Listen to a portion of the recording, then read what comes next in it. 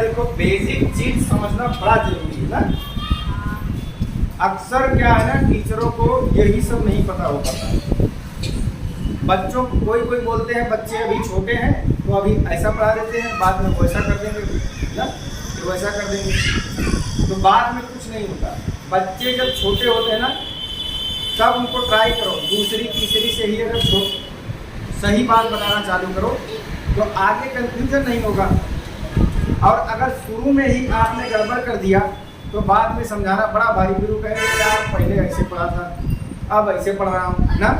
कितनी महाभारत होती है, ए बेटा बैठ जाओ, कितनी महाभारत होती है ना। मान लो कोई टीचर तुमको कुछ पहले पढ़ाया हो, अब अगर तुम बड़े टीचर के पास जाओगे जिसको सब कुछ पहले से और अच्छे से पता होगा, वो जब कुछ पढ़ाएगा तो तुम क्या करोगे, पहले तो हम लोग ये पढ़े थे, आप लोग मार्क्स बता दिए ना, वो गलत किया गलत। तो ये कंफ्यूजन क्यों हुआ, क्योंकि शुरू में किसी ने अच्छे से बताया ना। इसके लिए जो बेसिक जानकारी है वो आप जानो।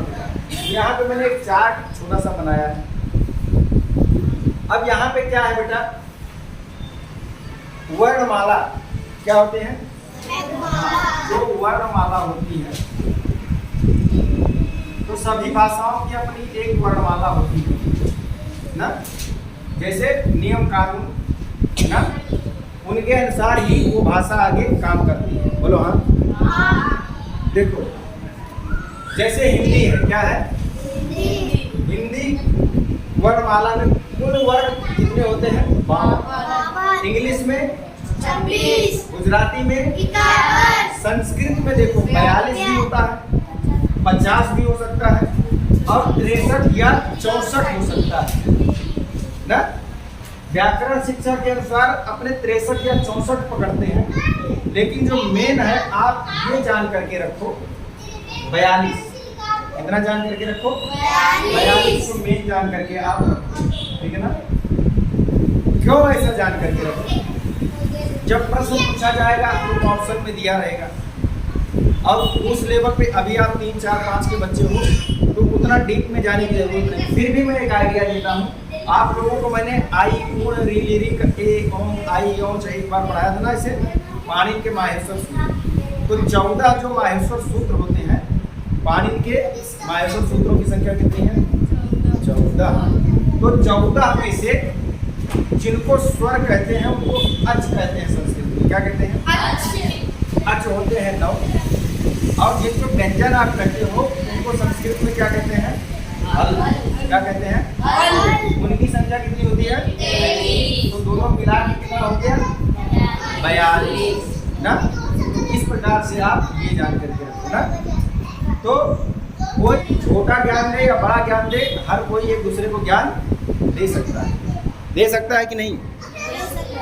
हाँ ठीक है बेटा। अब इधर देखो 12 खड़ी में ना, 12 खड़ी में मात्रा 12 ही होता है उच्चारण के लिए। क्यों ऐसा होता है बेटा,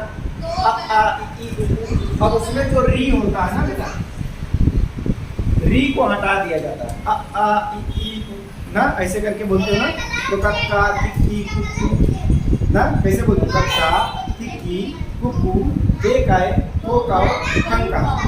री हट गया, क्यों हट गया, क्योंकि बेटा आप जब आगे पढ़ोगे ना तो एक रा क्या आएगा, तो रर्रा री री आता है, रर्रा री री। कौन उधर हिला दिया भाई, शांति से बैठ नहीं सकते हो का, हाँ लाल बस थोड़ा बैठे रहो। देखो रर्रा री री ना ऐसे आता है ना, तो यहाँ पे भी रर्रा री री कर रहे हो, वहाँ पे भी रर्रा री री हो जाता है, री री री ना। इसके लिए इसको हटा दिया गया और बचा कितना, 12 खड़ी में। इसके लिए क्या हुआ, 12। तो आप ये जानो बेटा, फिर से एक बार दोहरा लो, हिंदी वर्णमाला में कुल वर्णों की संख्या कितनी, इंग्लिश में 26, गुजराती में 51, संस्कृत में, और हिंदी में स्वर कितने, 11, इंग्लिश में 8, गुजराती में 11, संस्कृत में 8। हिंदी में कुल व्यंजनों की संख्या 33, इंग्लिश में 21, गुजराती में 24, और संस्कृत में 28। मजा आया? अच्छा, ये सब कल सबको बढ़िया से याद होना चाहिए। अपने स्कूल में भी पूछना, कौन कौन कौन पूछ के आएगा, बोलो। बोलने का, कोई मैडम अगर डांटे, ठीक है ना, तो मुझे आकर बताने का। एक बार बोल दो, मैं पहले सर का वीडियो देख लो, फिर उसमें कमेंट में डालो कि सर जी गड़बड़ है आपका ना। फिर देखो बताना जरूरी है। अगर वो बताएंगे 13 तो आपको रोकना है कि मैम रुक जाओ ना। अगर वो कुछ और बताएंगे तो आपको बोलना मैम, तो ये देख लीजिए मैम। फिर आप लोगों का काम है, मैं टीचरों से नम्र निवेदन करता हूँ कि अगर आप लोग थोड़ा सा रिसर्च करके भी बच्चों को बताते रहेंगे, पहले वाला ज्ञान ही मत दीजिए, थोड़ा और नया नया भी जानकारी ले लिया कीजिए, ताकि आगे चल के बच्चों को दिक्कत ना हो। सही बात है ना? मजा आया? सब याद हो जाएगा? बोलो राधे राधे।